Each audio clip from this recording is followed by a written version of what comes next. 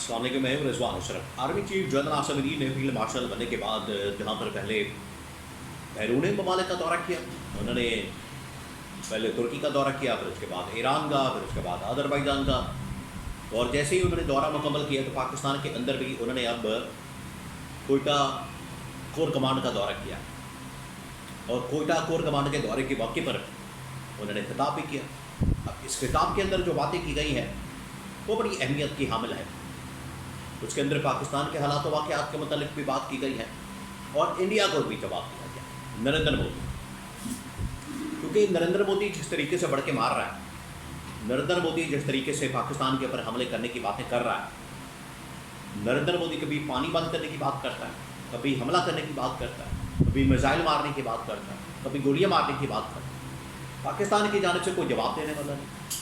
Government बिल्कुल सोई हुई, गवर्नमेंट तो सतुमी के सोई हुई, गवर्नमेंट को तो होश ही कोई नहीं, गवर्नमेंट को तो पता ही कोई नहीं कि करना क्या, कैसे जवाब देना। पूरी की पूरी जो इनकी गवर्नमेंट है, शहबाज शरीफ वज़ीर आज़म से लेकर नीचे तक कोई किसी को खैर खबर नहीं, किसी को अंदाज़ा नहीं, पता नहीं कि इंडिया और नरेंद्र मोदी किस तरीके से पाकिस्तान के ऊपर हमलावर है। इसका जवाब आखिरकार फिर इस्टेब्लिशमेंट ने दिया, पाकिस्तान की फ़ौज ने दिया, या फ़ौज के सरबराह सपर सलार army chief field marshal general Asim ने दिया। उन्होंने क्या जवाब दिया, इसके बारे में बड़ी अहम तरीन मालूमात मेरे पास मौजूद है, वो आपके साथ में शेयर करता हूँ। सेकेंड ये कि अब जनरल साहिर शमशाद मिर्ज़ा, जो कि chairman joint chief of staff committee है, बड़ा अहम तरीन होता है, टॉप मिलिट्री कमांड में आते हैं, टॉप की पोजीशन है। उन्होंने एक इंटरव्यू दिया राइटर्स को। उस इंटरव्यू में ये असल में बात की गई पाकिस्तान और इंडिया के दरमियान जो हालात हैं, और आपको पता है कि पाकिस्तान इंडिया के दरमियान जंगबंदी के बाद मिलिट्री टू मिलिट्री कॉन्टैक्ट हुआ है, यानी DGMO लेवल के ऊपर, director general military operations, Pakistan के भी और उधर के भी। उन्होंने पहले तो इस बात के ऊपर इत्तेफाक किया कि हम जो पीस पॉइंट है, जहाँ पर पीस होता है, अमन होता है, पहले हम उस पोजीशन के ऊपर अपनी फ़ौजों को लेकर जाएंगे। 28 मई को डेट थी, और ठीक उसी दिन, उसके एक दिन बाद उनका इंटरव्यू सामने आया कि हम अपनी पोजीशन के ऊपर वापस चले गए हैं, और बाकी जो अब नेगोशिएट किया जाएगा वो government to government, state to state किया जाएगा, जिसमें NSA लेवल के मुज़ाकरात भी हो सकते हैं। तो इसके ऊपर जो है वो उन्होंने इंटरव्यू दिया। अब ये जो इंटरव्यू दिया गया है वो बड़ा अहम है, उसके अंदर बड़ी अहम तरीन बातें की गई, उसके कुछ अहम तरीन पॉइंट्स हैं मेरे पास, वो भी मैं आपके साथ शेयर करता हूँ।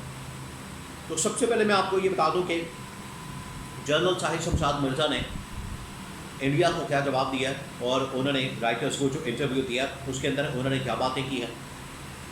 एक तो उन्होंने ये कहा कि ये जो पाकिस्तान इंडिया के दरमियान जो इस वक्त तनाज़ा है, पाकिस्तान इंडिया के दरमियान जो इस वक्त कॉन्फ्लिक्ट है, पाकिस्तान इंडिया के दरमियान जो इस वक्त हालात हैं, ये बड़े क्रिटिकल हैं, और ना ये खत्ता ही अफोर्ड कर सकता है, ना ही दुनिया अफोर्ड कर सकती है कि पाकिस्तान इंडिया के दरमियान किसी किस्म की लड़ाई हो।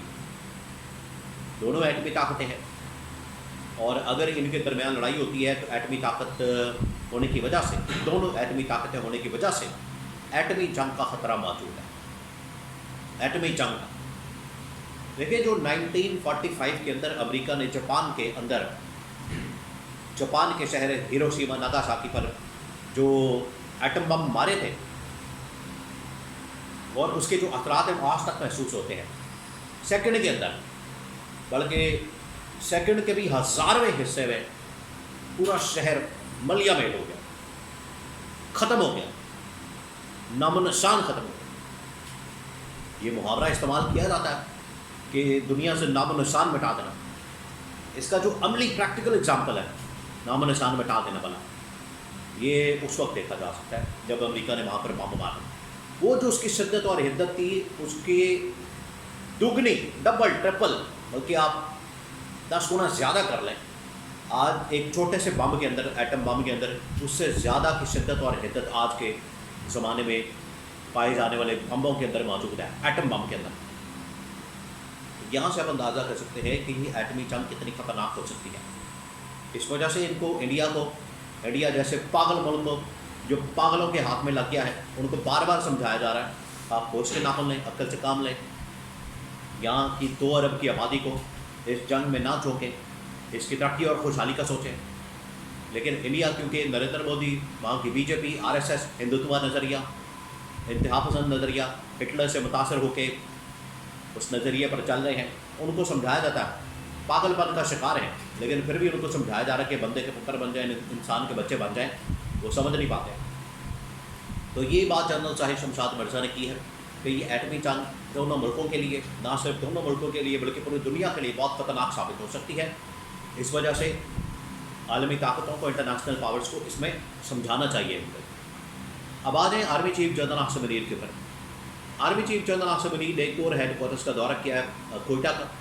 انہوں نے پہلے ترکی کا دورہ کیا، ایران کا دورہ کیا، پھر اس کے بعد آذربائیجان کا دورہ کیا، اور اب ان کی جانب سے دورہ کیا گیا ہے کوئٹہ کا۔ اور کوئٹہ میں جا کے انہوں نے اسٹاف کالج میں ایڈریس بھی کیا۔ پہلے اندرونی صورتحال کے اوپر انہوں نے بات کی، پھر انڈیا کو پیغام دیا، نریندر مودی کو پیغام دیا۔ اندرونی صورتحال کے اوپر انہوں نے جو بات کی، انہوں نے کہا کہ ہم چاہتے ہیں کہ پاکستان کے اندر تمام ادارے اپنے آئینی حدود کے اندر رہ کر کام کریں، سیاست سے پاک ہو کر کام کریں، ملک کے اندر ترقی اور خوشحالی کے لیے کام کریں اور معاملات کو بہتر کریں۔ یہ پہلی اسٹیٹمنٹ ان کی جانب سے دی گئی۔ اس کا مطلب ہے کہ پاکستان کے بارے میں وہ کنسرن ہے سیاسی اسٹیبلٹی، سیاسی معاشی، تو سیاسی معاشی اسٹیبلٹی اور پاکستان میں تمام ادارے اپنی حدود کے اندر رہ کر کام کریں، یہ پھر فارمولہ ان کے اوپر بھی اپلائی ہو جانا ہے، اور یہی عمران خان کا نقطہ نظر ہے۔ اس کے مطابق تو عمران خان کی رہائی تو لازمی ہو جاتی ہے کہ رہا کریں عمران خان کو، عدلیہ کے اندر مینجمنٹ، عدلیہ کے اندر مداخلت، باقی اداروں کے اندر مداخلت بند کی جائے، ان کو انصاف کرنے دیا جائے، میرٹ کے اوپر فیصلہ کرنے دیا جائے تاکہ ملک آگے بڑھ سکے۔ دوسرا، انہوں نے نریندر مودی کو پیغام کیا اور یہ کہا ہے کہ ہم کشمیر کے اوپر بالکل سمجھوتا نہیں کریں گے، بالکل سودا نہیں کریں گے، اور اب انڈیا کو منہ توڑ جواب دیا جائے گا۔ دیکھیں یہ اب پالیسی لگتا ہے شفٹ ہوئی ہے۔ جنرل باجوہ کے دور میں تقریباً پچھلے 6 سال اس ایونٹ سے پہلے وہ جو ایک پالیسی تھی انڈیا کا نام نہ لینے کی، انڈیا کے ساتھ مذاکرات کرنے کی، بات چیت کرنے کی اور بالکل چپ رہنے کی، خاموش رہنے کی، وہ لگتا ہے پالیسی چینج ہو گئی ہے، اس کو توڑا گیا اور اب ہر چیز میں انڈیا کا نام لیا جاتا ہے۔ اس کو ایکسپوز ہونا بھی چاہیے، خاموشی اختیار کرنا بالکل بھی کسی کے حق میں نہیں، آپ اس کو ننگا کریں۔ تو یہ پالیسی شفٹ آیا اور اب ان کی پراکسیز کو، ان کے حملوں کو نہ صرف ایکسپوز کیا جائے، ان کو بے نقاب کیا جائے، عالمی سطح کے اوپر اس کو ہائی لائٹ کیا جائے، ان کی دہشت گردانہ کارروائیوں کو، بلکہ اس کا منہ توڑ جواب دیتے ہوئے اس کا مقابلہ بھی کیا جائے اور اس ناصور کو ختم کیا جائے۔